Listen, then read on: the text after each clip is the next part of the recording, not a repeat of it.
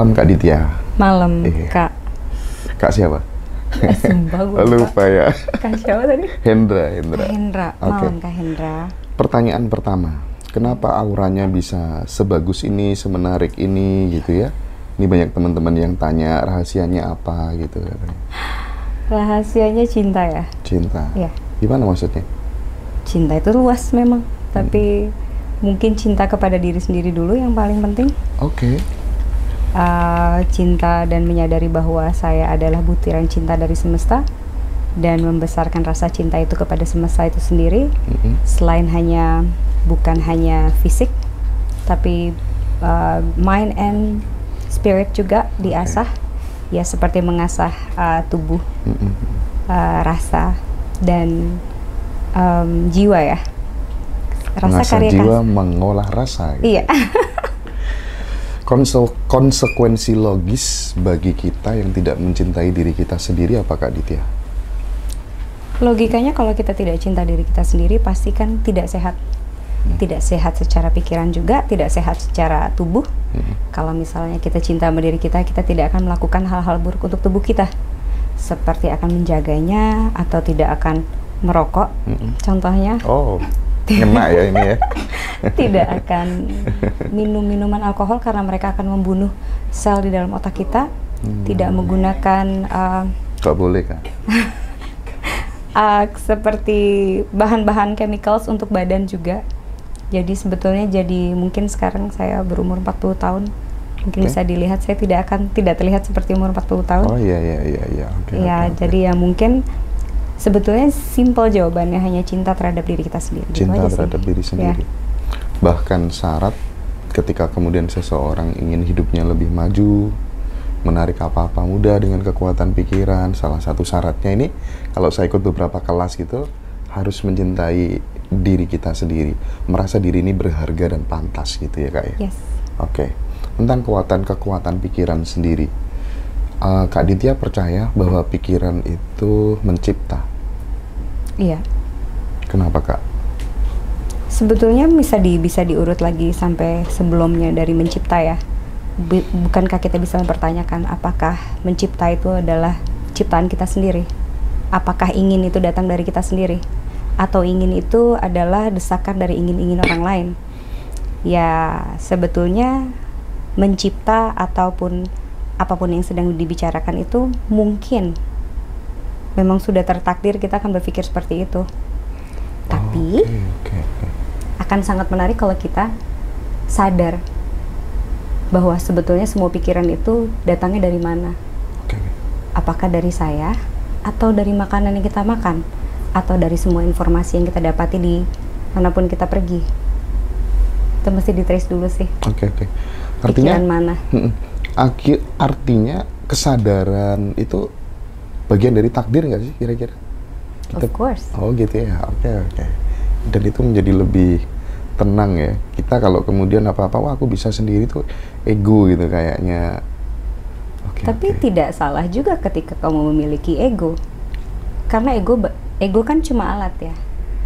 Ego itu cuma alat buat kita supaya kita lebih ngerti apa yang sedang kita lakukan. Tapi awareness itu sebetulnya lebih membuat kita lebih cinta aja sih. Kalau kita lebih cinta akan lebih mudah menjalani hidup aja gitu. Oke. Nah, saya ingin flashback deh tentang masa kecilnya Kak Ditya, mungkin ya, masa remajanya atau apa yang katanya pernah mati berkali-kali gitu ya. Dan biasanya orang yang mengalami fase seperti itu tuh dapat bekal banyak dari sananya gitu ya. Saya ingin ini diceritakan dulu gitu Kak Ditya. Sebetulnya hidup saya ini kan sepertinya jodoh buat saya ya. Dan cerita hidup yang saya punyai saat ini itu adalah jodoh buat saya, Ditya Metarani.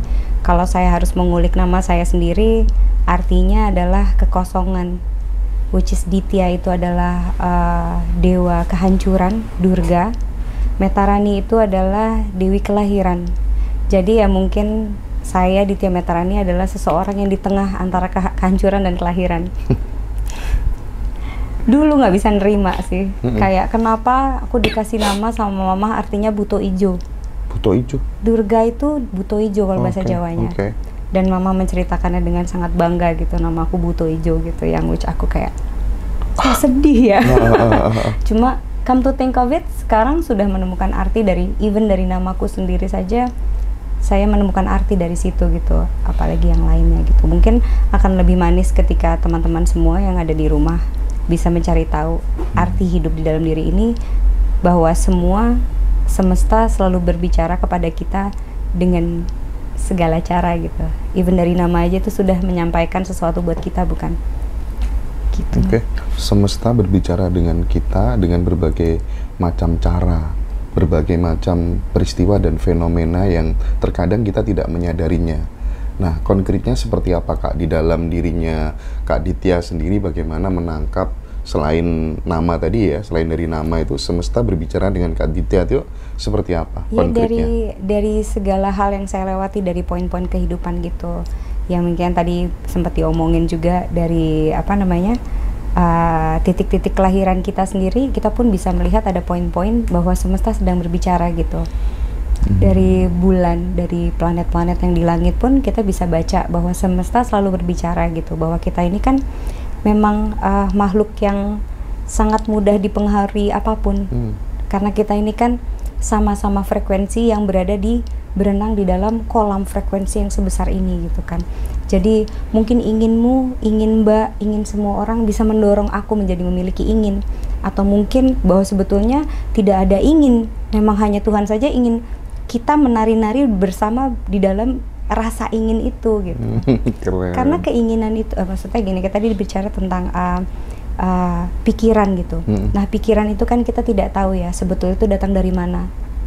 Kan kita selalu merasa bahwa pikiran itu kita yang punya gitu. Bahwa kalau aku di sini hanya merasa bahwa apa yang saya lewati ini semua saya pinjam.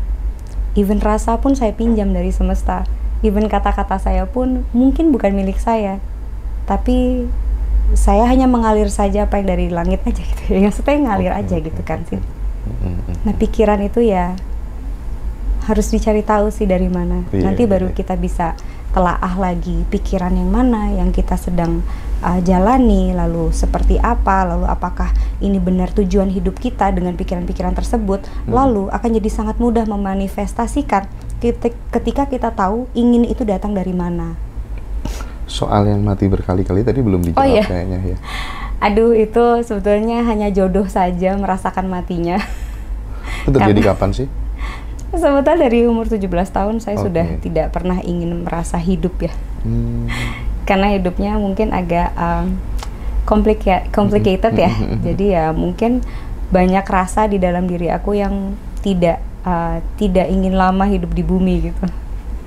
Lalu mencoba loncat dari lantai 4 gitu. Oh, lompat beneran? Iyalah, kalau nggak bohongan, gak jadi cerita. Oh iya. Terus kondisinya gimana saat lompat? Ya sebetulnya sudah merasa gitu? mati dulu kan sebelum loncat itu. Dan kita memutuskan untuk melakukan hal tersebut. Biasanya kan kita sudah memutuskan di dalam diri kita sendiri untuk sudah melepaskan semuanya. Lalu tinggal fisiknya aja biasanya gitu kan ya. Iya. Lalu ya koma ya beberapa hari, lalu ya bangun lagi ya nggak ada apa-apa. Cuma ya memang tidak merasakan apa-apa. Lalu saya pernah kelelep lagi, terus sampai dipompa. Teman saya pikir saya udah lewat gitu. Saya nggak ngerasain apa-apa juga tuh. Cuma waktu saya umur 30 something lah, 32 tahun ya, saya lagi tidur, suami saya di samping saya, tangannya, saya nggak bisa tidur tuh jam 2 pagi gitu kan. Jam 2 pagi saya nggak bisa tidur, saya bingung gitu. Ini gimana caranya saya bisa tidur? Saya masuk ke kamar anak saya, biasanya saya peluk dia, saya peluk anak saya ngantuk kan. Ini nggak ngantuk-ngantuk, saya gelisah, kenapa saya nggak bisa tidur gitu. Saya balik lagi ke kamar suami saya gitu. Tangannya dia saya pindah ke perut saya gitu kan. Terus saya tidur gitu. Selama tidur itu, saya mengalami seperti dari lahir sampai detik itu. Diulang lagi hidupnya. Tapi saya tidak berada di dalam mimpinya, tidak berada di dalam tubuh tersebut. Saya di luar dari tubuh saya melihat apa saja yang telah saya lakukan dengan semua rasa yang saya sebagai Tuhan, saya sebagai saya sebagai Tuhan melihat saya menjalani hidup. Jadi saya punya penilaian, saya punya marah, saya punya sedih. Kenapa kamu nakal, nak? Gitu. Kenapa kamu lakukan itu? Kenapa? Jadi saya bukan Tuhan mungkin ya. Saya sebagai malaikat apa gak? Saya nggak ngerti juga. Tapi saya di luar situ, saya mempunyai rasa yang banyak untuk saya sendiri gitu. Melihat apa yang sudah saya alami seumur hidup saya gitu. Hal-hal dari segala yang saya pernah alami. Lalu saya ada rasa penyesalan. Lalu mungkin saya merasa bahwa ini mungkin neraka. Yang saya lihat ini neraka karena saya bukan manusia yang baik. Lalu saya menjalani penyesalan di luar dari diri saya gitu. Saya takut, saya minta maaf, saya minta ampun sama Tuhan gitu. Saya bilang ampuni saya gitu. Lalu setelah sampai di detik saya tidur, tubuh saya diangkat, jiwa saya diangkat. Lalu saya melihat tubuh saya sendiri gitu sambil dipeluk suami saya gitu. Memang dari dulu saya ingin mati kan. Dari dulu saya ingin mati gitu. Saya sekarang tidak udah sabar. enggak ya? Oh, saya selalu tidak sabar menunggu kematianku. Tapi nggak apa-apa kan? Ya anyway, lalu saya ditarik, saya melihat tubuh saya. Saya bertemu dengan cahaya. Karena mungkin saya tidak ada eyelidnya ya, karena itu terang banget gitu, saya berusaha untuk memalingkan mata karena saking silaunya gitu. Ini lebih silau dari ini pakai banget gitu. Saya berusaha memalingkan kepala saya bolak-balik gitu, nggak bisa gitu. Lalu saya tetap bicara sama dia gitu. Saya punya conversation gitu kan, ngobrol gitu. Yang the only first question aku tanya cuma gini, kalau saya pergi Indonesia bagaimana? Saya pertanyaannya cuma gitu doang gitu. Indonesia bagaimana? Saya juga nggak ngerti kenapa saya nanya itu gitu.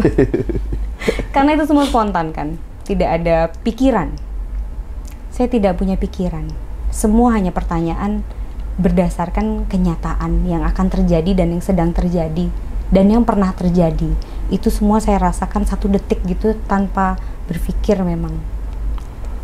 Lalu saya tanya karena saya takut gitu, suami saya gila. Karena dia baru saja, saya nggak ngomong kayak keluar agama, rasanya sepertinya ya.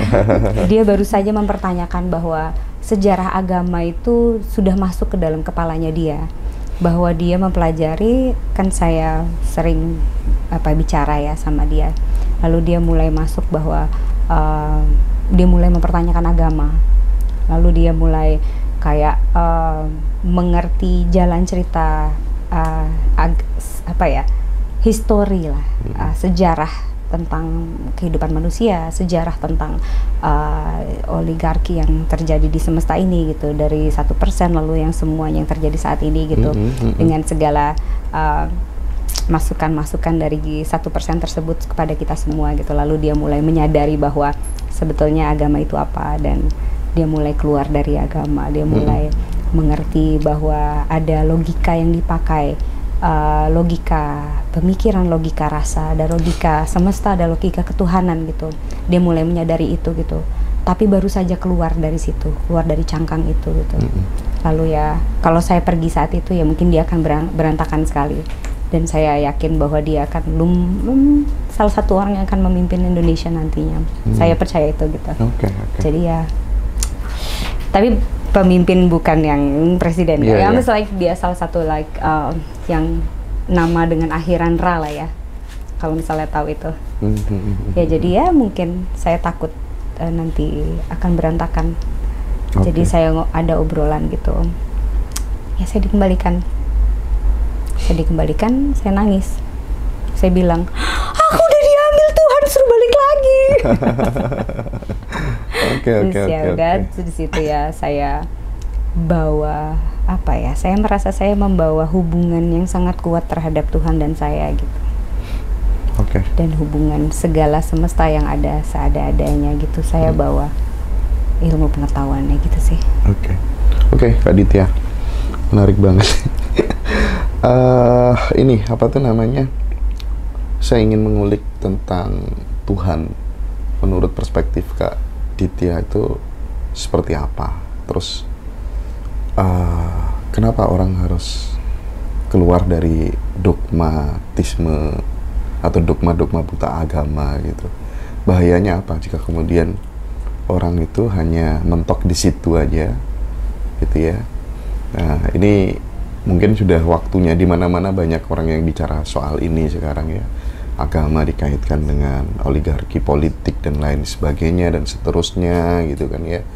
Bahkan mungkin oknum tokoh agama, politisi dikatakan merampas kemerdekaan batin dan spiritual kita dengan adanya KTP, kolom agama dan seterusnya, begitu menikah beda agama dilarang-larang gitu. Padahal secara esensi cinta lebih tinggi daripada lembaga agama begitu. Nah, saya ingin kita bicara soal ini dulu Kak, 2 poin itu, Tuhan dengan dogma agama. Oke, Tuhan itu apa gitu? Iya. Memang sungguh menarik ya ketika kita bicara tentang Tuhan, karena sebetulnya kita yang butuh Tuhan, manusia yang butuh Tuhan memang. Tuhan itu kan ciptaan manusia ketika kita memang sudah mentok gitu ya, sudah nggak tahu mau lari kemana gitu kan. Sebetulnya kan kayak gitu ya, sangat menarik. Tapi kalau kita ngomongin soal religion, kalau agama itu, kalau Tuhan itu sangat luas sekali memang. Sangat luas sekali, karena kita bicara tentang kepercayaan dan rasa tentang diri manusia masing-masing, dan itu pasti akan sangat sulit untuk dibahas untuk saat ini. Akan lebih mudah kalau kita bicara tentang agama. Kalau saya melihat agama itu tidak ada yang pernah salah, karena agama dari awalnya mungkin mereka berusaha baik, manusia-manusia yang baik untuk menciptakan teman-teman yang mungkin tidak tahu harus kemana. Jadi kemarin aku juga sempat cerita gitu, kalau aku menggambarkan agama itu seperti telur, cangkang telur. Manusia yang di dalam sini berada di dalam lingkup agama gitu, yang mereka akan sangat aman, tidak akan terlukai, karena di luar itu gelap sekali.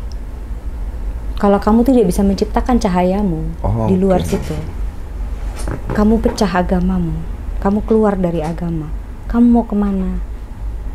Kecuali kamu menjadi suar, lalu kamu menemukan jalan, mungkin akan baik.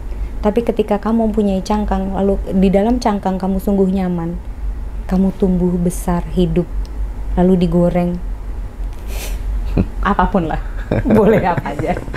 Tapi maksudnya, kamu di dalam kamu sangat aman dan kamu akan sangat nyaman. Kamu semua yang ada di dalam situ tersedia untukmu. Tapi ketika kamu pecah di luar itu gelap, kamu tidak akan punya cahaya sendiri, kecuali kamu bisa menemukan jati diri kamu seada-adanya tentang kamu dan Tuhanmu.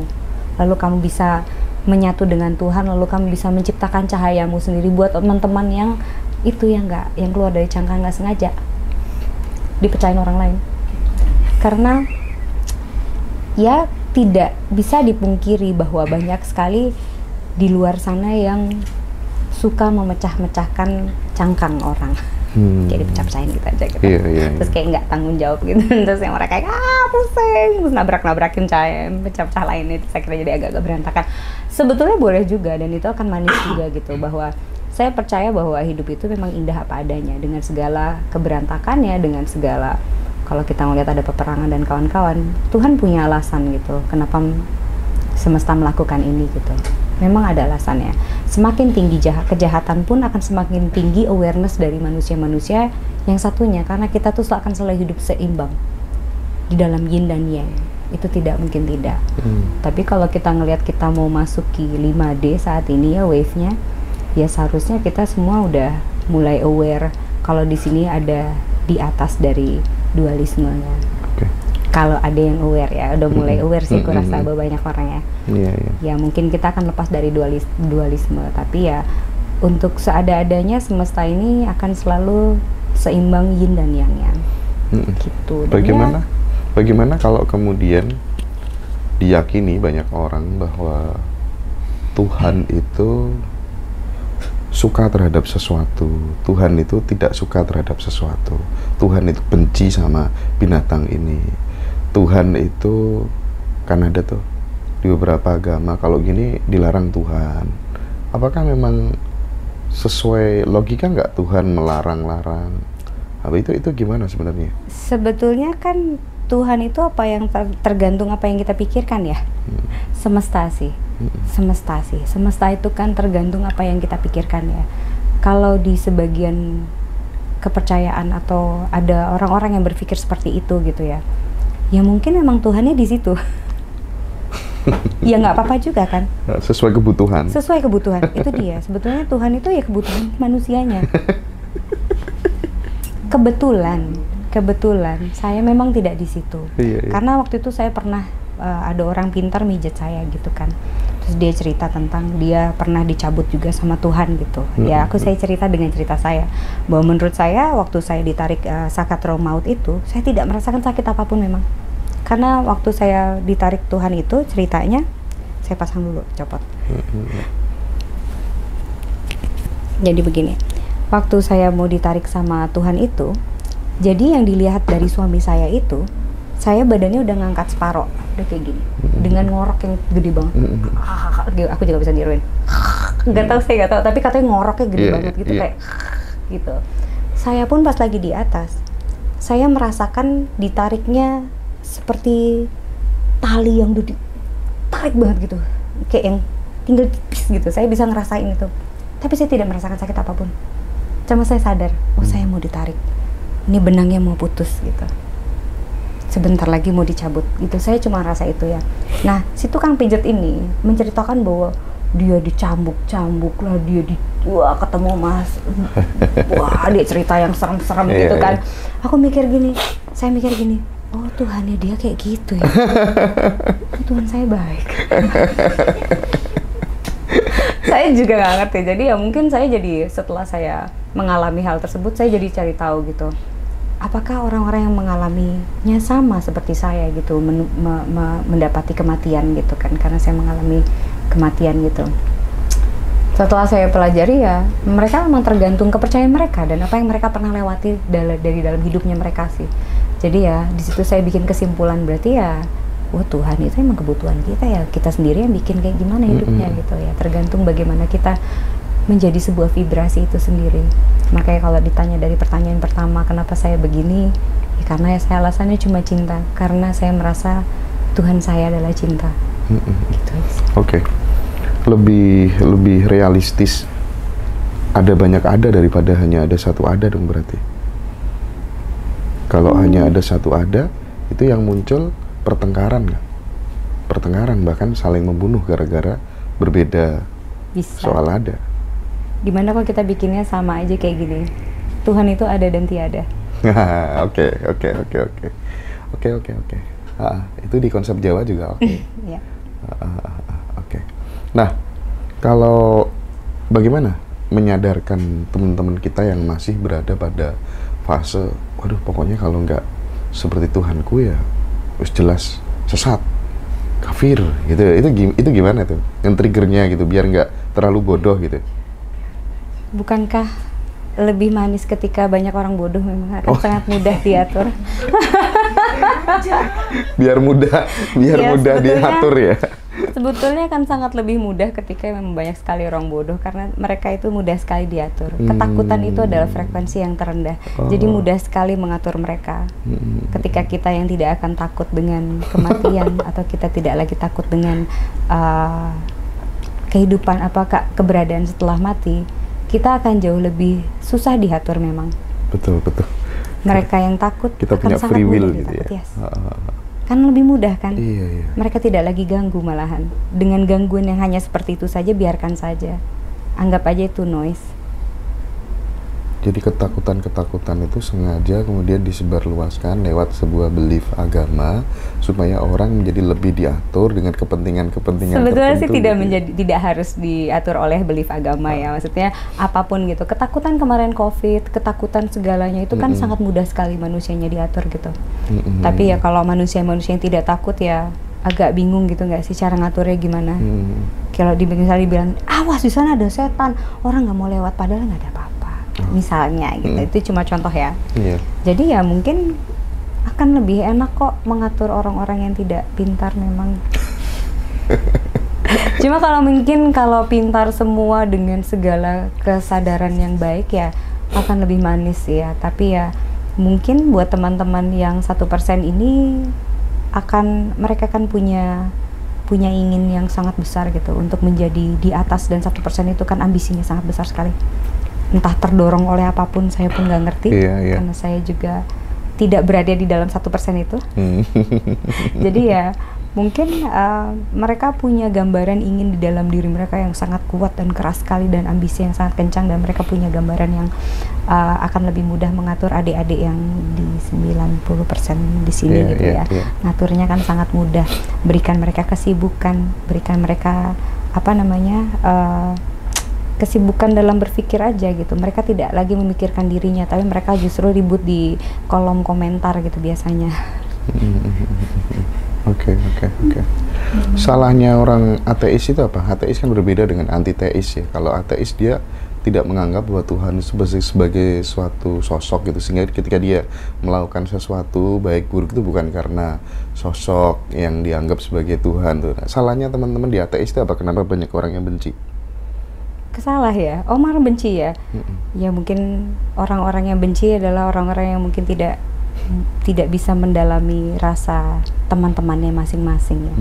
Mereka hanya bisa menilai dari luar dan hanya bisa ribut doang gitu ya. Tapi kan kalau misalnya ateis itu salah ya, enggak juga ya, karena semua perjalanan rasa di dalam manusia itu kan hanyalah perjalanan saja gitu. Eventually manusia akan menemukan jati dirinya masing-masing dan ketuhanan di dalam dirinya masing-masing. Nanti akan menuju, kita semua akan menuju ke kematian. Kita semua menuju ketuhanan. Kita semua akan menuju ke cinta. Karena kita semua akan menjadi satu dengan semesta. Itu inevitable, tidak terelakkan. Jadi ya tidak apa-apa orang mau melayani jalan manapun, karena mereka semua akan mati juga. Tapi matinya mau bagaimana?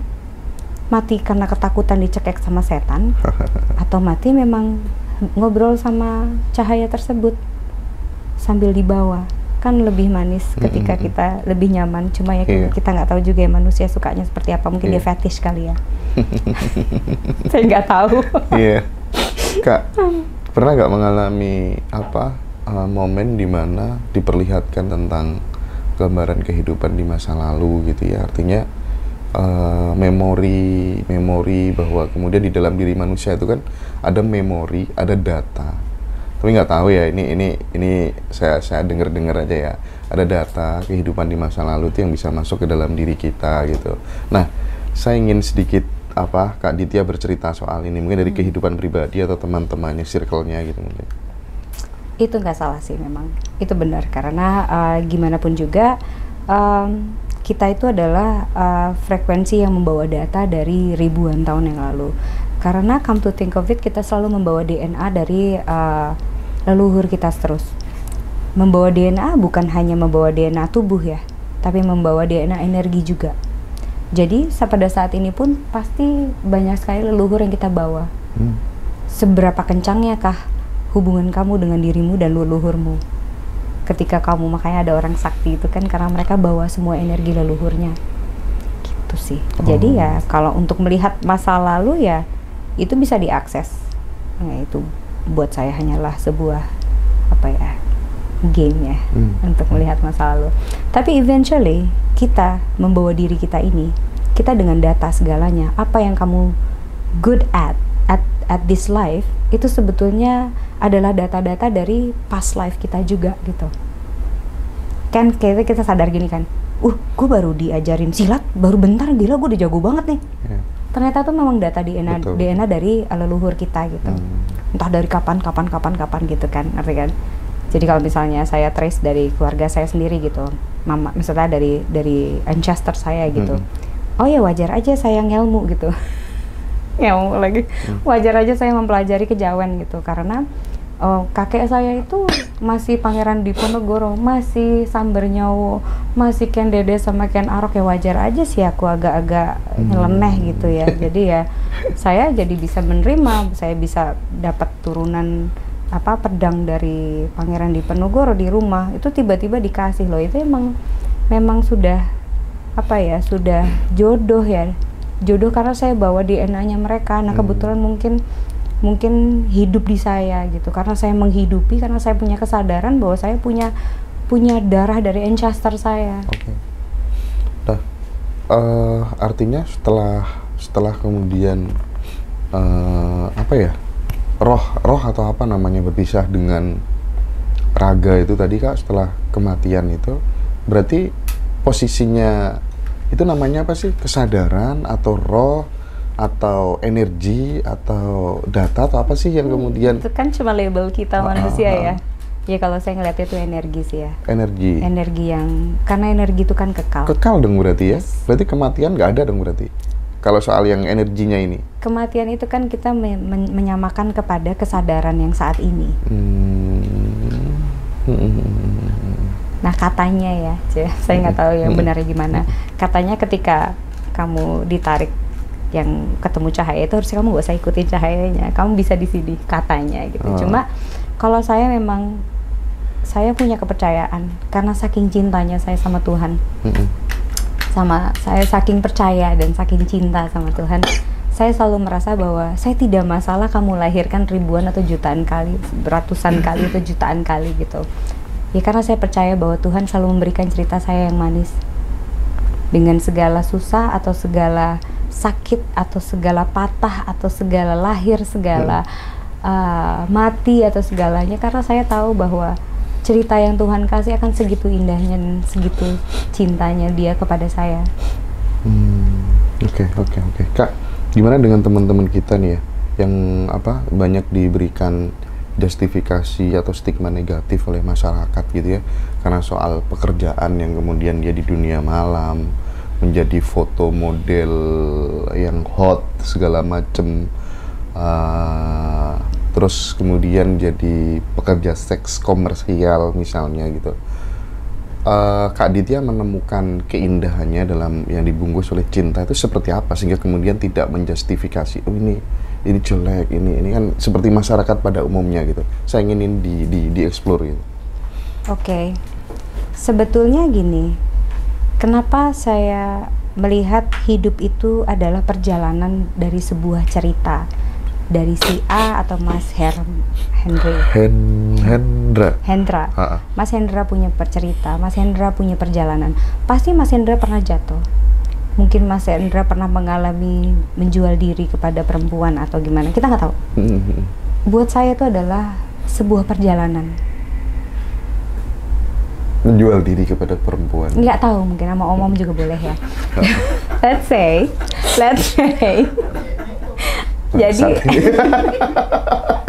Jadi kan sebetulnya itu cuma perjalanan ya. Mas siapa lah si Mbak Nina lah melakukan jual diri atau apapun gitu.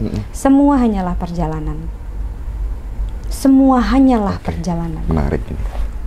Karena apa yang pernah kita lakukan, apa yang buruk, apa yang baik, itu hanyalah perjalanan. Kita pinjam cerita ini dari Tuhan. Kita menjadi sebuah gambaran Tuhan yang sedang bermain di bumi gitu. Mau apa, mau menilai apa ketika kita memang hanya menjalani tugas yang mungkin saat ini dia dipojokkan oleh cerita yang seperti itu. Dia diberikan karakter yang seperti itu gitu. Kan manis sebetulnya. Semanis itu Tuhan kasih, bukan? Apa itu harus dinilai sama kita? Karena itu sebuah perjalanan. Tuhan mau anak ini ngebunuh orang habis itu mati gitu. Apakah itu buruk? Tapi ketika dia bunuh orang, sekitarannya belajar. Oh iya, gak boleh ya. Oh iya, ini saya punya rasa cinta yang besar ya. Oh iya, saya punya, ada semua menciptakan cerita jalan-jalan yang lainnya gitu. Lalu itu akan menjadi sangat manis sekali. Mungkin orang yang banyak benci harus mungkin kurang cinta sama dirinya. Iya. Oke. Teman-teman biasanya sering konsultasi soal apa Kak Ditya? Tentang problematika kehidupan. Cinta lah pasti ya. Oh. Seperti apa konkretnya itu? Apa ya? Ya hidup, cinta, kesehatan tentunya ya. Kecantikan pasti ya kalau sama aku. Ya cinta sih pasti. Menarik aja. Manusia dengan rasa cintanya masing-masing. Oke. Nah, kalau bicara soal bicara soal membaca blueprint lewat tanggal lahir itu, yang ada kaitannya dengan zodiak dan lain sebagainya. Iya. Mungkin itu bisa sedikit dibuka di sini, Kak. Boleh. Apa nih, mau gimana? Ya, tentang blueprint dari tanggal lahir itu tadi. Kita mulai dulu dari awal. Oke. Bahwa sebetulnya kita semua harus sadar bahwa kita itu adalah makhluk air, makhluk frekuensi, makhluk vibrasi. Dari segala atom yang kita miliki di dalam diri kita, itu semua bergetar dan bervibrasi. Karena kita itu kebanyakan air di dalam diri kita kan. Iya. Nah, kayak misalnya kita dengerin musik aja gitu. Kalau musiknya sedih, kita akan merasa sedih hari itu. Anyway, nah ada yang lebih besar lagi dari musik frekuensinya. Benda-benda langit yang ada di langit ini semuanya, termasuk bulan, bintang, dan maaf, saya tadi baru buka puasa. Bulan, bintang, planet-planet lain, Mars, Merkuri, Jupiter, semuanya. Ternyata mereka semua mendentingkan resonansi terhadap tubuh kita. Tiap-tiap planet ternyata sangat berhubungan dengan titik-titik chi di dalam tubuh kita. Gitu aja sih. Titik-titik energi dalam tubuh kita. Titik-titik energi di dalam tubuh kita. Contohnya, misalnya, kalau kamu tahu, jadi zodiak kita itu bukan cuma kayak, oh kalau lahir bulan Mei tanggal 3 itu berarti bintangnya Taurus. Yes, it is true. Itu adalah keseluruhan energi di dalam diri kita untuk ketemu dengan orang lain. Nah, kalau kita bisa buka detail lebih dalam lagi, ternyata pas kita lahir, bulan kita tuh punya zodiak juga. Mars, planet Mars punya zodiak juga. Merkuri juga punya zodiak juga. Nah, tiap-tiap planet tersebut merepresentasikan cici di titik-titik energi di dalam tubuh kita gitu sih sebetulnya. Nah, mungkin bisa dipraktikkan nggak kira-kira mungkin teman-teman di sini gitu yang mungkin bisa dibaca apa tuh namanya? Mas Herman aja coba dibuka. Mas siapa? Hendra, astagfirullahaladzim. Berarti Maafkan aku, Hendra. Berubah nama ini. Yes. Aku di 171088. 86 ya? 88 loh. 88. Kamu lebih muda dari saya. Iya dong. 17 Oktober. yo. 17 Hendra. Apa ya? Roso. Jiwo Roso. Ngaji Roso. Oke, tanggal 17 November. Oktober tahun 1988. 88. Oke. Iya, saya bukan ngantuk, saya sakit, Jamnya? Bos. Jamnya ya, aduh. Kalau jam itu ascendant, jadi itu spontanitasnya kamu akan seperti apa gitu. Oh gitu ya. Secara tubuh kamu, secara fisik kamu akan seperti apa gitu. Oh. Sebetulnya astrologi zodiak ini juga sebetulnya ini kan cuma alat aja ya untuk mempelajari manusia. Kebetulan dipakai udah kayak ribuan tahun buat. Itu kecenderungan apa kepastian sih, Kak? Kan ini hanya alat ya. Oh gitu. Itu bisa dipakai juga dari Sio dan ini. Jamnya itu di sini, Kak, di HP yang dipakai live ini, Kak. Anggap aja jam 2 siang, Kak. Jam 2 siang, oke, let's say. Oke, lahir di? Lahir di Tuban, dong. Tuban. Ketuban. Ketuban. Enggak, harus checking. Hendra Ngaji Roso. Tonik. Oke, jadi Mas Hendra ini kan Sun-nya Libra gitu ya. Sun itu kan sebetulnya dari keseluruhan energi Mas Hendra ketika bertemu dengan orang lain. Mas itu apa sih Libra? Libra itu apa sih? Pasti charming, pasti jago ngomongnya, pasti kayak jago bagaimana untuk dekat dengan orang. Itu Libra punya itu. Ngerayu orang gitu ya? Apa? Ngerayu orang gitu ya? Itu salah satunya. Salah satunya. Iya, salah satunya. Lalu Libra biasanya charming sih pasti, karena dia ya banyak hal lah. Oke, lanjut ke Moon. Moonnya Mas Hendra apparently itu Capricorn bintangnya. Zodiaknya Capricorn. Capricorn itu apa sih? Berarti Moon tuh. Moon itu apa sih? Moon itu adalah ketika Mas Hendra tidak ada orang sama sekali. Itu adalah self talk Mas Hendra adalah Capricorn. Maksudnya apa kok Capricorn? Berarti self talk Mas Hendra ketika nggak ada orang lain lagi, Mas adalah Capricorn, adalah orang yang sangat step by step, berambisi, banyak maunya, terus banyak self self wants-nya gitu. Gue pengen ini, gue pengen itu, banyak banget di dalam dirinya seperti itu gitu. Itu adalah Capricorn. Nggak apa-apa kan tapi ya? Memang ada yang salah. Iya, makanya itu kan sudah kehendak semesta ya. Boleh juga gitu, boleh juga diterima saja. Ini kan cuma alat. Iya. Buat main-mainan. Kan hidup ini main-mainan aja. Oke, jadi secara moon Capricorn, biasanya yang nggak bagusnya buat aku tuh moon Capricorn tuh biasanya susah banget move on. Susah move on ya? Iya, biasanya gitu. Enggak, gampang. Agak susah sih. 3 hari gitu aku bisa move on loh. Iya. 3 hari. Itu kan self talk ya. Iya. Lalu Mercury itu sangat ini. Kalau moon dia tuh chi-nya di sini. Itu moon di sini. Mercury chi-nya di sini.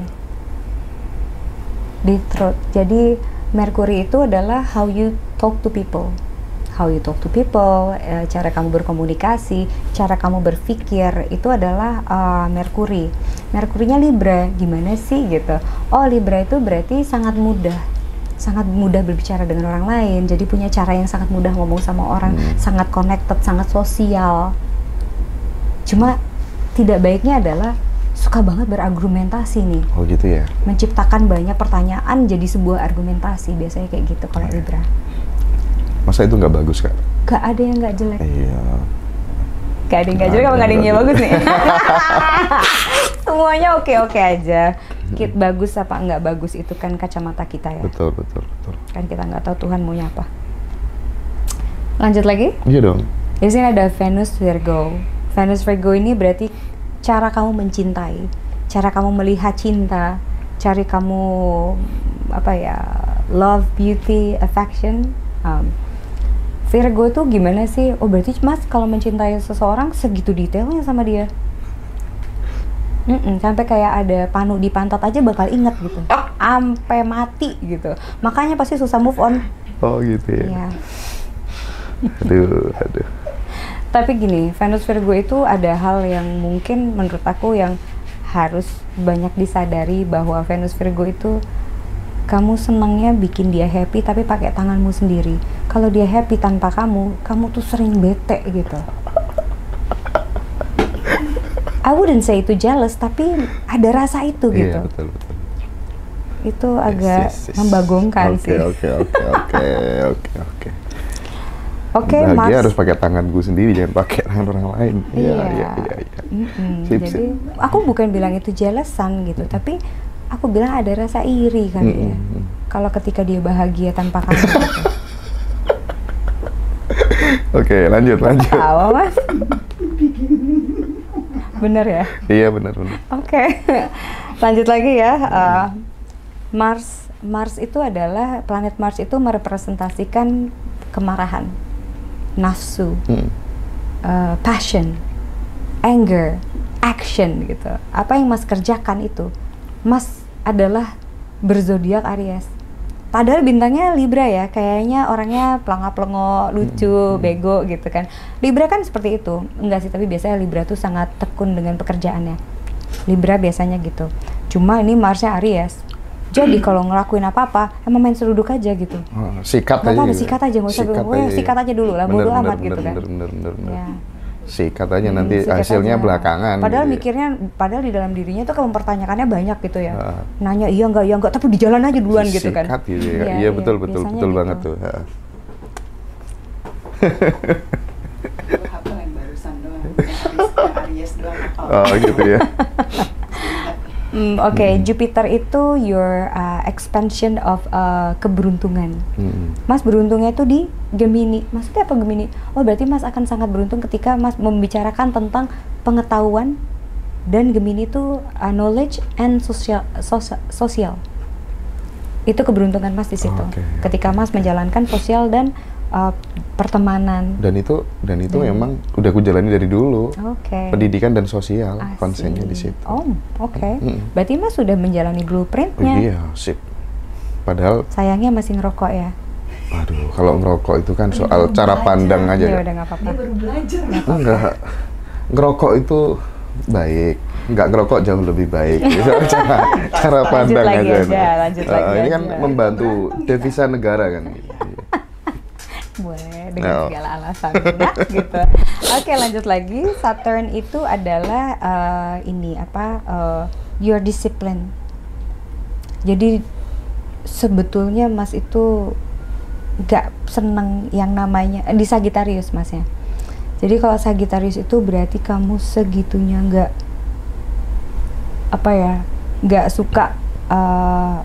suka dikekang, nggak suka punya peraturan. Oh jelas dong.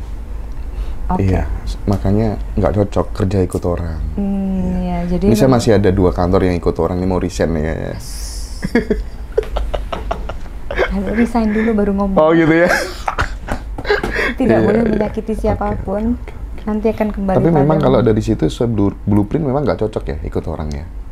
Di sini sih dibilangnya kamu hanya benci saja memang. Diatur-atur, Iya, disuruh-suruh. nggak suka dengan gitu. peraturan. Even kalau misalnya pun kamu ikut dengan orang tidak banyak peraturan, mungkin kamu akan lebih nyaman. Lebih leluasa gitu ya. sih. Karena Mas butuh waktu yang banyak untuk diri Mas sendiri gitu. Mas Hendra ya. Iya.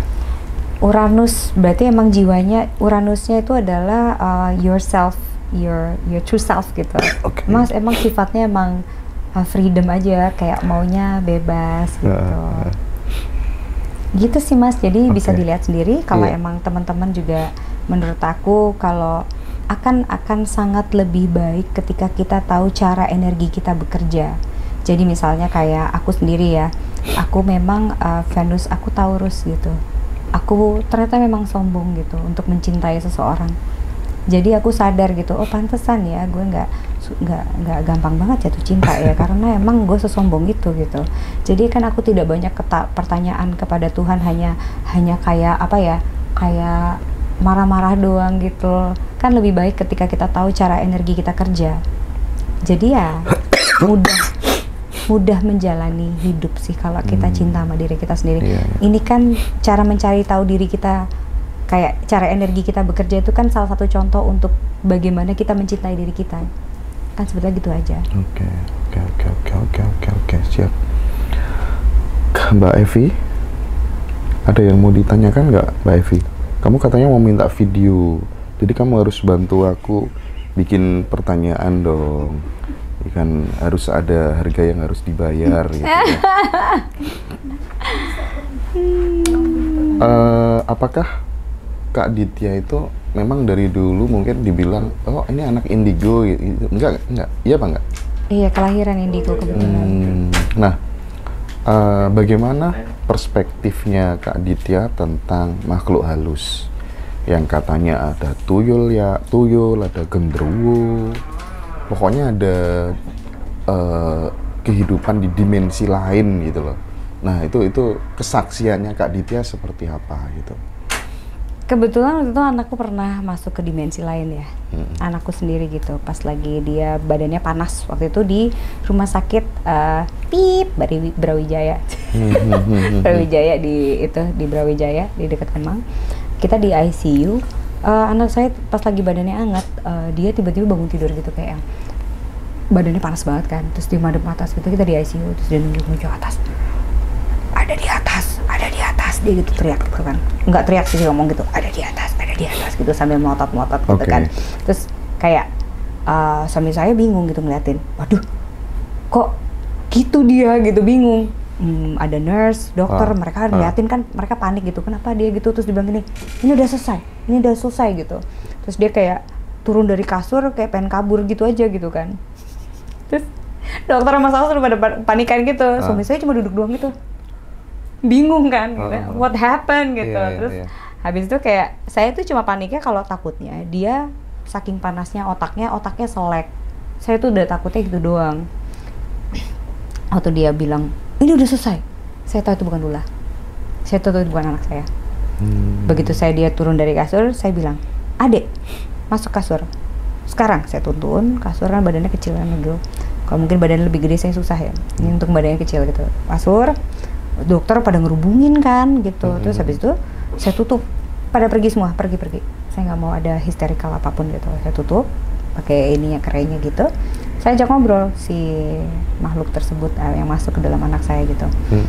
Ya saya bilang ya keluar, saya cinta sama Lula.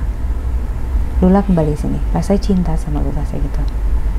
Dia bilang I love you Lula, come here, come back. I love you Lula, aku gituin kan. Balik lagi Lula. Yeah. Setelah itu dia bingung, kenapa tadi semua dimatiin ruangan ini, lampunya biru. Dia berarti masuk ke dimensi satunya lagi. Nah, entitas yang ada di dimensi tersebut masuk ke Lula, tukeran. Jadi ya mungkin ketika Lula vibrasinya turun, si entitas tersebut masuk ke dalam vibrasi tersebut. Kita tukeran tempat. Tukeran tempat. Ya itu Lula yang ngalamin sih ya. Tapi kalau cuma ngeliat-liat setan doang mah ya itu kan kalau saya ngeliat semuanya itu hanyalah sebuah energi gitu. Dan energi itu bisa kita bentuk, kita kumpulkan menjadi setan juga bisa. Misalnya kita kumpulin ada di situ, kita tiap hari aja bilang di situ ada setan gitu. Itu nanti ada setan beneran di ujung situ. Serius. Iya. Kan itu kumpulan dari energi, karena kita semua berenang di energi kan. Kalau cuma setan yang kayak gitu doang ya. Nah tapi ini beda nih, entitas sama setan yang kayak gitu tuh beda nih. Nah, jadi jangan sama kayak jin gitu, jin dan kawan-kawan mereka di dimensi yang sangat berbeda gitu. Kalau entitas energi, entitas jin gitu-gitu ya. Tapi kalau energi kayak hantu-hantuan gitu sih bisa dibikin. Bisa dibikin, bisa. Diciptakan sendiri. Bisa. Iya. Oke. Katanya Tesla jika ingin mengetahui rahasia semesta harus paham yang namanya frekuensi, energi, dan vibrasi. Bagaimana, Kak Ditya? Oh iya. Gimana penjelasannya? Karena kita adalah makhluk vibrasi dan frekuensi. Untuk mengenali hidup ya harus mengenali diri ya. Ya kita adalah makhluk itu, ya kita harus mempelajari itu semua supaya mempermudah hidup kita, ya seperti manifestasi. Tapi akan lebih mudah ketika kita memanifestasi, kita harus tahu dulu inginnya datang dari mana. Inginnya datang dari mana? Kadang orang pengen kaya untuk siapa? Pengen kaya untuk apa? Gak akan kaya-kaya kalau itu keinginan bukan datang dari dirimu memang. Oke. Kamu pengen kaya karena kamu pengen bikin tetangga kamu jelas, nggak bakal kaya kamu memang. Kamu pengen duitnya banyak karena pengen apa nggak tahu. Alasanmu untuk kaya itu apa? Contoh, mungkin ini contoh, agak personal aja mungkin ya. Saya dulu itu tinggal di sebuah tempat gitu ya, kayak pesantren tapi ada panti asuhan gitu. Saya melihat betapa teman-teman yang hidup di situ itu memang nggak punya bapak, nggak punya ibu, atau nggak punya kedua-duanya gitu ya. Pasca lulus dari situ gitu, kemudian saya harus jadikan ini sebagai pelecut suatu saat nanti. Saya akan hidup berkelimpahan, saya akan berdayakan anak-anak yang model begini, saya akan pikirkan nasib tetangga-tetangga saya yang nggak jelas makannya, kadang sehari makan, kadang enggak. Saya bisa nolong orang yang nggak punya kerjaan. Apakah itu alasannya tepat? Salah satu alasannya tepat atau bagaimana? Yang alasannya benar itu seperti apa?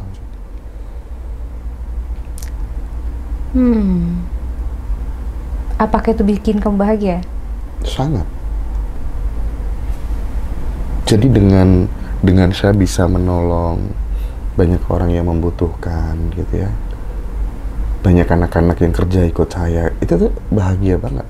Katanya saya salah satu kebahagiaan saya adalah ketika saya memikirkan ikut berkontribusi terhadap kehidupan orang lain. Kalau kamu berpikir dan maksudnya kayak menginginkan dengan kebahagiaan, lalu kamu bisa memvisualisasikan di dalam diri kamu, pasti mudah bukan? Karena kamu mengundang vibrasinya. Iya. Oke. Karena we attract, bukan mengejar. Menarik ya. Tapi kita menarik mereka. Kayak gini aja contohnya. Kamu suka sama perempuan gitu. Kamu kira-kira kamu kejar atau kamu bikin kamu ganteng seganteng mungkin supaya dia bisa melihat kamu, lalu dia tertarik juga sama kamu? Yang kedua dong. Iya. Sama aja dengan kekayaan, sama aja dengan manifestasi apapun. We attract. Kita bukan kejar. Tapi kita tarik. Kita tarik mereka. Dan modal untuk nariknya itu apa, Kak? Kepercayaan, Kepercayaan, rasa, rasa. visual, bahagia. Itu kan menarik. Kecuali kalau kamu pengen menarik hal-hal buruk ya boleh aja sih, kayak yang wah stres, marah aja gitu ya. Ya mungkin kamu menarik hal-hal tersebut juga gitu. Kalau kamu menarik hal-hal seperti kaya, bahagia itu ya kamu harus bahagia dari sekarang. Harus bahagia dari sekarang. Iya, karena kamu harus merasa konten dari sekarang. Oke. Jadi kita misalnya menginginkan kehidupan yang lebih baik, ya kan? Feel-nya kita harus ke sana dulu. Kita harus merasa konten penuh. Akan Merasa berada di situ gitu. Yes. Konten ya. Oke. Sip. Misalnya Mas Hendra. Ingat kan? Mas Hendra pengen punya istri 2 gitu misalnya gitu. 3 gak? 3 oke. 4. Jadi 4 oke. Setiap pagi gitu ya, dimimpiin aja, dibayangin aja sama setiap malam gitu. Lagi berempat lagi ngapain aja terserah lo deh gitu. Diundang. Lu udah berasa kayak gue udah. Sensasinya udah dihadirkan dulu gitu ya, Kak ya. Oh. Itu ekstrim ya? Ekstrim. Tapi mudah dipahami. Iya. Iya. Mas Hendra, bagaimana cara melupakan orang yang menyakiti kita? Ya, Apa? Saya tanyain ya. Om Bimo amin terkabul ke jangkrik. Kak Om, ini guyon nih Mbak Ditya ini. Bagaimana cara melupakan orang yang menyakiti kita? Kadang kalau kita disakiti gitu kayak jangan dilupain. Jangan dilupain. Terus? Kamu tahu nggak, luka yang ada di dalam diri kamu adalah tempat supaya cahaya masuk untuk di dalam diri kamu. Oh. Jangan dilupain. Itu semua adalah apa ya, kenangan yang indah buat kamu nanti ke depannya terus-terusan. Itu menjadi energi. Iya dong. Untuk kita menjadi bangkit lebih cepat gitu ya. Kayak gini, dulu kakakku ngatain aku kayak karung goni karena dulu beratku 70 kilo. Jadi aku dikatain karung goni jalan gitu sama kakakku. Aku tidak akan lupa karena aku ingin cantik sampai mati. Salah ya. Kalau itu kan bisa menjadi hal yang baik ketika kamu mengubah itu menjadi hal yang baik. Jadi sebetulnya permasalahannya bukan dari permasalahannya, tapi cara pikir kamu melihat permasalahannya. Apakah itu bisa menjadikan energi yang baik buat kamu atau tidak? Oke. Siap. Lagi Kak, lagi. Apa nih? Ngomongnya banyak aja pokoknya, terserah ngomong apa aja terserah. Bebas. Pertanyaan apa aja juga boleh Iya. kok. Oke. Jadi syarat, karena sekarang lagi rame khususnya di teman-teman yang di Ngaji Roso itu Kak, teman-teman pada rame bicara ingin ketika dia berada pada fase titik terendah gitu ya, rata-rata yang ingin ditarik itu kekuatan finansialnya menjadi lebih bagus. Rata-rata orang begitu, sehingga ikut kelas ini, kelas itu, dan lain sebagainya, dan seterusnya gitu ya. Tapi banyak yang ngeluh juga, aku udah ikut berbagai macam kelas loh, tapi hidupku nggak berubah-berubah, kenapa ya? Nah, saya ingin ini barangkali ada tips dari Kak Ditya, bagaimana sih orang yang pengen hidupnya lebih baik dalam konteks materi, finansial, itu bisa kewujud gimana Kak? Karena sebetulnya kalau kamu ngomongin udah cuma financial doang, kamu lupa sama core-nya. Core? Iya, core-nya. Core-nya apa? Mind, body, and soul. Gini loh, tubuh kita ini kan hidup ya, punya kesadaran. Ini semua punya kesadaran. Dan dia punya getaran dan frekuensi untuk kamu sendiri gitu.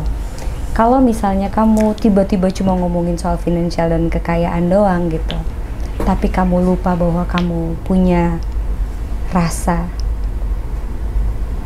tubuh, pemikiran, itu belum benar. Kamu akan sangat susah untuk menuju ke sana. Ya pertama ya harus dibenerin apa? Ya tubuh dulu.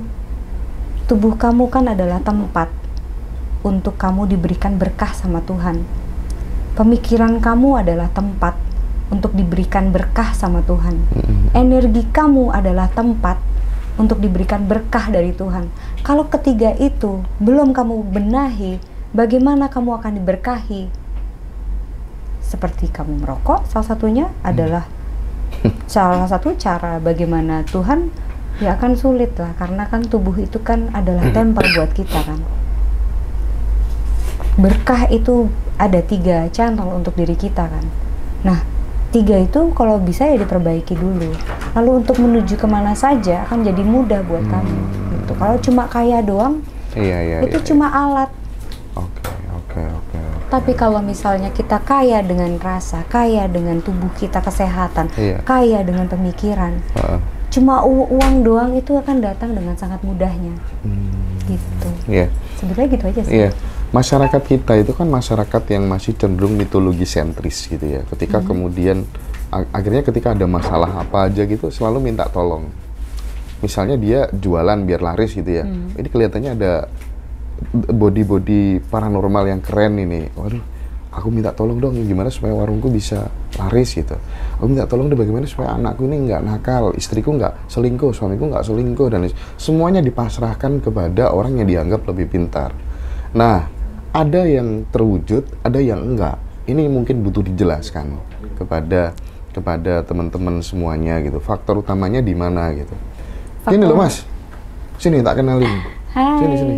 Nah, sini lu duduk sini. Nah. lanjut ya. Faktor utamanya adalah kepercayaan pasti ya. Kan dari tadi kita bilang bahwa kepercayaan itu adalah energi. Kepercayaan, fear adalah energi. Semua adalah energi kan. Jadi kalau percaya memang pasti akan lebih berhasil ya. Enter gitu ya? Enter ya. Oke. Kalau percaya pasti kamu sudah allow them to create whatever happen, the vibration in your life gitu kan. Jadi menciptakan vibrasi yang untuk di dalam hidup kamu gitu. Sebetulnya itu doang kuncinya kalau pengen pergi dengan kepada orang pintar. Tapi ya kan kita tahu ya kenapa dibilang orang pintar kan. Ya karena kamu bodoh. Maaf ya.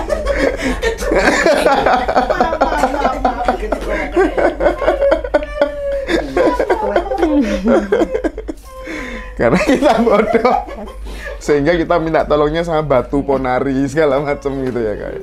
Saya nggak ngomong apa-apa, saya cuma bilang kenapa dibilang orang pintar ya karena kita bodoh. Ya kalau bisa ya kita yang jadi orang pintar kan, gitu. Iya. Kita belajar terus, kita belajar tentang tubuh juga, kita belajar energi juga, kita belajar juga. Loh, kamu tahu nggak? Santet itu sudah masuk ke sains namanya quantum entanglement. Betul, quantum entanglement. Barusan tadi saya bahas itu juga. Sains itu sudah menjadi santet itu sudah menjadi sains saat ini.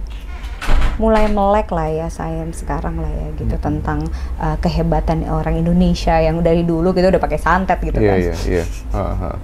Ya tapi santet itu kan harus kita enter dulu. Kalau enggak juga nggak bisa. Kalau kita nggak nganggukin, nggak terjadi. Oke Kak, saya kembali ke orang pinter tadi ya. Jadi saya punya sahabat banyak Kak. Dia belum punya pasangan gitu ya, sampai kemudian ibunya arep-arep pengen punya pasangan sampai kemudian tiada gitu. Bintangnya apa dia? Sagittarius? Nah itu nanti tak tanyain dulu Kak ya. Atau maaf buat para Sagittarius atau Leo, cewek cowok? Cewek. Bintangnya Leo mungkin.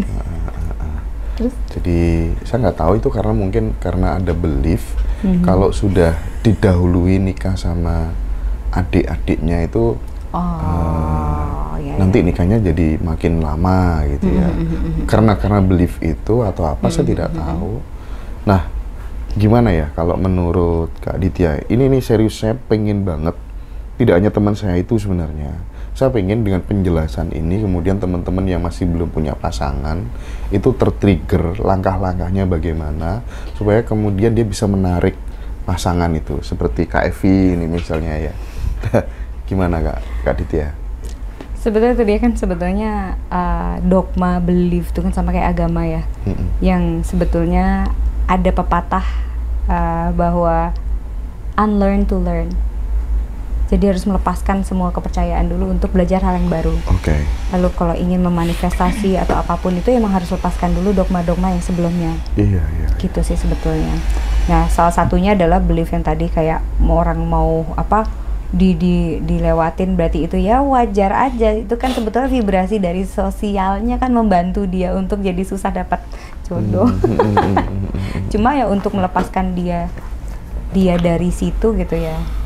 Kalau dia ingin melepaskan karma tersebut, sosial tersebut ya, dia harus menciptakan dogma sendiri bahwa dia itu akan mendapati laki-laki atau apapun gitu. Jadi kalau aku analisa secara pribadi gitu ya, ini nyambung banget deh. Dia itu seolah-olah berat banget meninggalkan dogma-dogmanya. Ini soal agama, soal agama dia kental banget, nggak bisa diganggu gugat gitu. Nah salah satu sebabnya itu menurutku ya gara-gara itu juga. Sosial ya, sosial sih sebetulnya sih. Yeah. Cuma orang-orang kayak gitu sebetulnya kasihan karena dia akan menjalani hidup menjadi pemeran nomor 2. Iya. Bukan pemeran utama di dalam hidup. Dikendalikan bukan mengendalikan. Sebetulnya kasihan karena dia tidak mempunyai kendali di dalam cerita dalam hidupnya dia gitu. Dia akan dikendalikan oleh sosial. Jadi bukan free spirit, bukan manusia yang bebas, tapi dia akan dikekang di dalam penjara sosial dan dia yang menciptakan penjara sosial itu sendiri. Berarti langkah pertama harus ngubah mindsetnya dulu, lebih open minded begitu ya. Kesadaran jadi apa tuh namanya awareness before change gitu ya kira-kira ya. Kan kalau misalnya kita sadar bahwa value kita atau pemikiran kita semuanya menjadi diri manusia yang worth to have, kalau nggak semua orang mencoba mengejar dia. Tapi kan yang bikin dia jatuh karena sosial, yang dia berpikir bahwa sosial memenjarakan dia dan dia berada di dalam penjara itu sendiri dan dia diam di situ dan menerima menjadi pemeran nomor 2 atau nomor 3, pemeran pembantu lah ya. Kalau misalnya dia menjadi pemeran utama kan dia tidak akan diam ketika dia di penjara dan diam di dalam kehidupan yang seperti itu. Iya. Dia menjadi sosok yang sangat menarik sekali dan membuat semua orang ingin menikahi dia. Oke. Kan gitu. Nah, salah satu kalau kita ingin mencapai pencapaian tertentu gitu kan, yang pertama harus ditingkatkan adalah value diri gitu ya. Cara atau upaya untuk meningkatkan value itu sehingga kemudian kita benar-benar layak, sehingga kita nggak perlu ngejar lagi tapi kita narik gitu ya. Itu gimana caranya, Kak? Inovasi. Inovasi bukan hanya terhadap apapun ya, inovasi terhadap diri, menambah value terhadap diri gitu kan ya. Inovasi apa sih gitu, belajar, mencari hal baru. Kayak misalnya dia tadinya nggak bisa main gitar, belajar main gitar. Menambah jalur baru di otak kita kan. Ketika kita belajar hal baru di dalam hidup kita, kita akan menambah jalur-jalur baru di dalam otak kita. Ketika jalurnya penuh, kita akan menjadi manusia yang sangat menarik.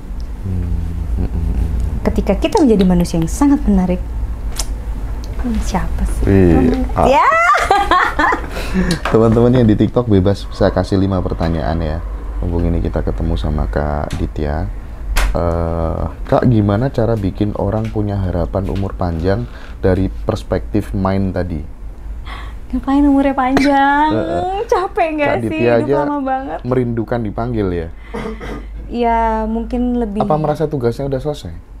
Tidak, saya sadar hidup tugas saya belum selesai. Lah kok minta segera dipanggil gimana tuh? Rindu. Rindu sama kembali menyatu kepada semesta sih. Tapi kalau hidup lama, ya kalau memang saya masih sehat dan cantik, saya nggak apa-apa hidup panjang lama. Tapi kalau udah jelek mending nggak usah deh Tuhan. Saya jadi punya imajinasi begini. Ketika kemudian sudah datang ini namanya sakaratul maut menghampiri Kak Ditya, mohon maaf ya. Kesadaran terakhir Kak Ditya seperti apa? Yang rencananya akan diterapkan nanti menghadapi sakaratul maut itu, karena ada yang bilang kembali ke dalam pelukan Tuhan, menjadi satu bersama semesta, menjalani kebersatuan aku terhadap Tuhan. Karena mungkin ada beberapa orang ya, mungkin kebetulan saya selalu ditempatkan di mana orang ini beberapa hari sebelum meninggal pasti ditemukan dulu ke aku gitu, kayak aku bilangnya gimana ya, kayak kebetulan selalu begitu gitu. Dia ketemu dan karena dia seperti takut mati atau gimana gitu ya. Lalu biasanya saya ngomong, emang kok takut mati gitu? Kan kita balik lagi sama Tuhan gitu. Kamu tidak lagi merasakan perihnya hidup karena kita harus menjalani bersama fisik 3 dimensi karena kita bersatu kepada Tuhan gitu kan. Kita menjalani kecepatan semesta menjadi satu gitu ya. Bukankah itu adalah hal yang sangat dirindukan gitu. Sangat rasa cinta yang besar menjadi satu terhadap kita gitu kan. Itu kan sangat dirindukan gitu kan. Iya. Ya kenapa takut mati? Ya mungkin ketika saya akan dipanggil, saya akan kembali kepadamu Tuhan. Oke. Kalau misalnya ada yang bilang bahwa kesadaran kita terakhir pada saat mati adalah kesadaran awal saat hidup kembali, itu bagaimana Kak? Ya nggak apa-apa juga, nggak ada yang salah. Ya nggak apa-apa juga. Nah, ini ada yang masih protes Kak. Apa tuh? Ini narasumber dia, tapi ngikutin Kak Ditya, mungkin karena terpesona atau apa. Nanti saya mintakan nomor handphonenya Om, nggak usah khawatir, tenang pokoknya, santai ya. Jadi beliau itu diprotes orang gara-gara mengasosiasikan Tuhan dan semesta. Orang yang protes ini, semesta itu yang bikin Tuhan. Jadi jangan samakan antara Tuhan dengan semesta. Ya mungkin ini sumbu pendek atau apa, saya nggak tahu. Tapi ini mungkin perlu dijelasin deh supaya clear gitu. Ya kan tadi balik lagi di omongan di mana Tuhan atau semesta itu tergantung kepalanya kita gitu. Tergantung apa yang kita pikirkan gitu. Kalau dia seperti tadi yang dibilang, oh dia pas lagi mati cekek sama setan gitu ya. Ya saya cuma mikir, oh Tuhan dia kayak gitu. Iya, beda sama Tuhanku ya. Iya beda ya sama Tuhanku kayak baik banget ya. Terus kayak gue dikasih jalan juga nerakanya sangat manis gitu kan. Aku harus melihat diri saya tumbuh gitu. Lalu saya kembali lagi ya. Saya jadi menyampaikan kepada teman-teman yang mungkin menjalani jahatnya dirinya kepada dirinya gitu. Yeah. Dalam hidup itu kita kan sangat menjahati diri kita sendiri. Contohnya salah satunya adalah merokok gitu kan. Kan saya ulang terus. Jadi salah satunya karena mudah ya. Jadi itu kan nanti ada penyesalan dari dalam diri gitu. Karena tubuh kita kan bicara pada kita gitu. Lu ngapain ngerokok? Lu kan jahatin lu sendiri gitu. Iya. Lu ngapain kayak gini? Nanti akan ada pertanyaan-pertanyaan gitu terhadap diri kita sendiri. Karena kita bukan makhluk yang bodoh. Apa mungkin ini Tuhan saya di dalam diri saya yang bicara kepada saya? Itu sudah Kak. Itu sudah ngomong, kamu nggak boleh ngerokok, itu udah ngomong, tapi di ini terus, saya paham maksudnya, iya. Oke Mas, berhenti rokok aja. Tapi serius itu, tubuh itu terkadang memberikan pesan kepada kita, kamu nggak boleh ngerokok, gitu. Bener. Nanti ketika, jadi saya kembali ke sini ya, maksudnya kembali ke bumi ya, saya merasa saya bisa menyampaikan kepada teman-teman ya, ketika kamu menuju mati ya, di berapa detik sebelum kematian kamu gitu, ada neraka yang kita jalani memang. Itu buat saya seperti neraka. Kejahatan saya kepada diri saya, kejahatan saya kepada orang-orang tersayang saya, itu adalah neraka buat saya gitu. Nah kamu bayangin, ketika teman-teman yang melakukan itu mungkin rasanya lebih neraka dari itu. Ya kalau bisa ya baik-baik aja sama diri kita sendiri sih. Baik juga sama orang lain. Nggak perlu juga jahatin siapapun. Ya kalau bisa jangan jahat. Kalau bisa sayang aja sama semua orang. Nanti Tuhan akan sayang. Oke. Tapi kenapa sih kok ngerokok terus diserang ya? Padahal ngerokok itu setahu saya loh ya, inspirasi muncul, nafas kita menjadi rileks, teratur boleh, gitu ya. Merokok boleh. Rokok tuh dimusuhi terus seolah-olah. Tapi masalahnya rokok itu kan dia mengandung nikotin yang sebetulnya sangat mengganggu buat semesta. Yang tidak baik. Kita punya logika kok yang baik, mengerti bahwa itu sebetulnya tidak baik buat semesta kita gitu buat kan. Semesta kita. Iya dong. Kan kita sama-sama hidup di bumi ini bersama, tidak sendirian. Kecuali kamu sendirian terus kamu nguburin diri kamu sendiri ya nggak apa-apa juga gitu. Tapi kan kita di sini bersama. Kalau bisa kan kita saling menjaga, saling mencintai kan. Saling mencintai, saling menjaga, saling menasehati, saling sayang. Oke. Itu buat semesta ya. Iya, semesta Tuhan. Kalau buat diri kita sih, setiap orang itu kan kekuatannya kan beda-beda Kak. Iya. Ada yang push up kuat 50, ada yang 100, ada yang 150 gitu ya. Ada yang baru rokok terus batuk-batuk ya. Ada yang usia 125 tahun rokok terus gitu kan ya. Tapi kan kamu tidak sendiri juga di dalam diri kamu. Siap. Ada jutaan kesadaran di dalam tubuh kita kok. kita punya kulit, dia hidup. Dia punya kesadaran. Kulit kita punya kesadaran. Mata kita punya kesadaran, jantung kita punya kesadaran, darah punya kesadaran gitu. Apakah menurut kamu tidak seegois itu kalau ketika kamu menyakiti diri kamu? Oke. Yang terakhir mungkin sebelum Kak Evi ya closing nanti Kak ya. Saya ingin gini, saya lagi-lagi memikirkan nasib sahabat saya yang belum punya pasangan. Saya percaya dengan kekuatan self-talk. Yang kemudian itu dilakukan selama 1 bulan, 2 bulan, 3 bulan. Bahkan saya self-talk itu hampir 3 tahun lebih. Ya, dengan kalimat yang sama saya ulang-ulang terus. Dan saya sekarang panen dari self-talk saya itu. Gitu. Apa tuh? Kasih tahu dong. Aduh. Uang itu seperti udara, ya ada di mana-mana. Bisa kemana-mana tuh ketemu uang nggak? Apa? Saya kemana-mana tuh ketemu jalan untuk cari uang gitu. Nah, ingin saya tanyakan, misalnya self-talk ini. Self-talk tentang jodoh gitu ya, diulang-ulang terus gitu. Pokoknya yang positif tentang jodoh lah. Mungkin redaksi kata-katanya bisa dibuat sendiri ya, senyaman mungkin ngomongnya gitu. kayak gini kali, jodoh mah gampang. Iya, jodoh mah gampang. Jodoh mah ntar juga ketemu ya, dan ntar juga aku pasti bertemu orang yang saya cintai. Atau gini, saya ndak akan bingung cari jodoh, tapi bisa bingung milih jodoh gitu Kak. Kasihan juga nanti dia harus milih. Nggak apa-apa, tapi kan milih itu tanda kalau value kita tinggi Kak.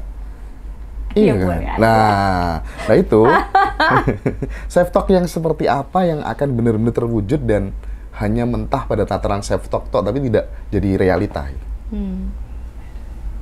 Kamu tanya aku untuk supaya kasih self-talk buat orang itu? Iya. Saya nggak punya pikiran gitu. Dan sekaligus dievaluasi self-talk yang bagaimana yang bakal terwujud, atau memang semua self-talk akan kehidupan kita? Kan frekuensi. Kita memanifestasikan rasa kita menjadi sebuah frekuensi yang akan menarik orang gitu kan. Nah masalahnya kamu harus bisa memetakan tarikan yang seperti apa. Nah, itu akan kembali lagi ke orangnya masing-masing. Apakah dia nyaman dengan seperti itu gitu. Ya kalau aku ya mungkin tidak bicara tentang jodoh, tapi karena saya percaya bahwa semua orang yang kita temui dalam hidup kita itu mereka adalah jodoh saya semua. Jangankan itu, saya bertemu dengan diri saya bersama dengan cerita yang perjalanan hidup yang saya lewati, ini semua adalah jodoh saya gitu. Apalagi orang-orang yang saya temui gitu kan.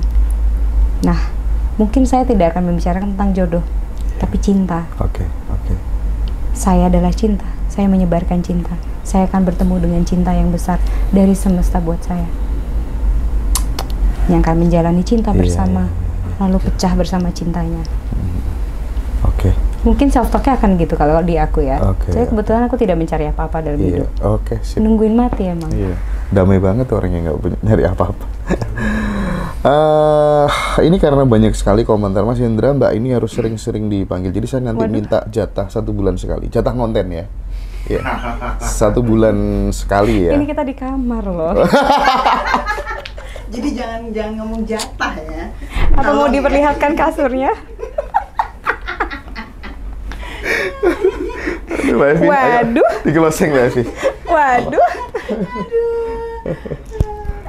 Kayaknya aku ada titipan pertanyaan tentang Aries deh. Kan tadi Kak Ditya kan jelasin kalau Aries tuh orangnya tuh kayak apa ya, ambisius, seradak seruduk lah gitu ya, kalau yang aku tangkep gitu kan Kak. Nah pertanyaanku, apa sih yang membuat si Aries ini penuh semangat dalam menjalani kehidupan, dan itu menurutku sih mempengaruhi kepada orang-orang di sekitar mereka. Sebenarnya apa yang paling membuat dia bersemangat gitu Kak? Vibrasinya memang, kalian tercipta dengan panas. Elemen kalian api, jadi kalian diciptakan dengan panas.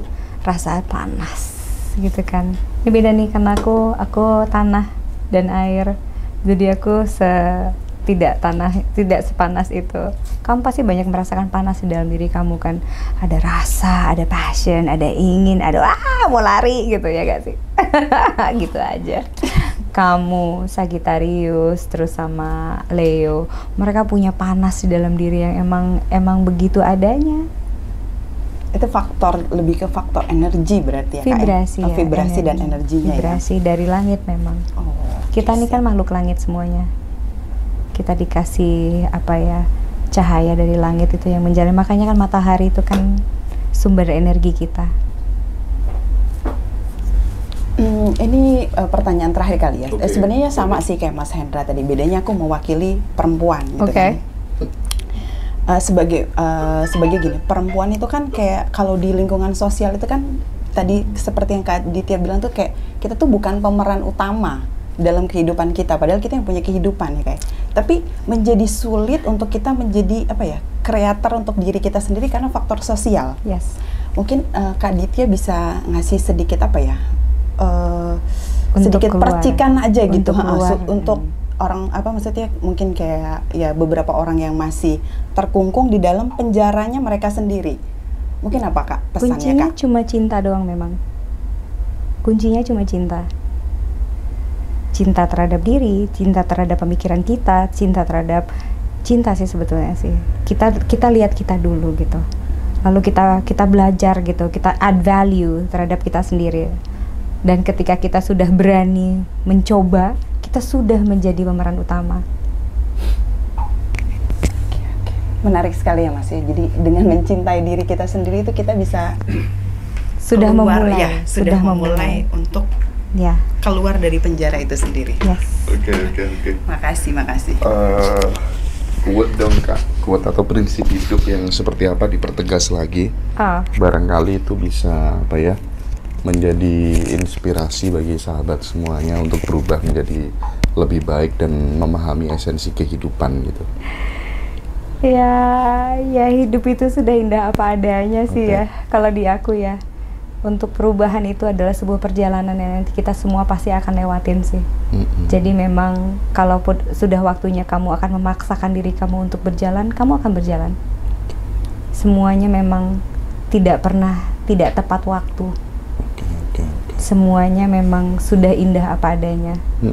Ya kita sebagai manusia ya aware aja apa yang akan sedang terjadi dan apa yang sedang terjadi, apa yang pernah terjadi gitu aja sih. Aware aja, awaken. Sekali lagi, kesadaran itu adalah bagian dari takdir. Ya. Bukankah saya diberkati dengan kesadaran yang Tuhan sudah kasih? Ini kan berkah. Kesadaran kan berkah. Iya. Oke. Siap. Oke Kak Ditya, terima kasih banyak atas waktunya. Jangan lupa nanti teman-teman saya semua di ini ya, tiap sebulan sekali kita ada agendakan ketemu ya. Ya teman-teman nanti yang mau konsultasi dengan Kak Ditya soal apa aja, silakan kontak saya ya. Nanti saya teruskan ke Kak Ditya gitu ya. Makasih banyak Kak Ditya atas waktunya ya. Makasih sama-sama.